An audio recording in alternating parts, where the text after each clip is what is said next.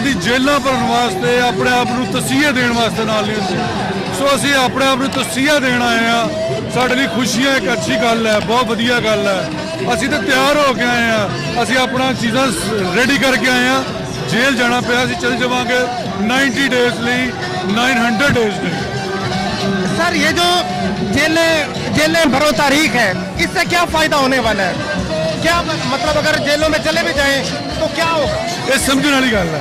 देखो जो तारीख दे विच जो तारीख से मूवमेंट चलियां, लोग कई बार झिग्गे ला के चाहते होंगे। हुण पुछो कि झिग्गा लाने का की फायदा साड़ी सिंबॉलिक दुनिया तुहानूं देख रही है। तुसीं प्रोटेस्ट कर रहे हो, ये प्रोटेस्टिव एटीट्यूड है तुहाडा।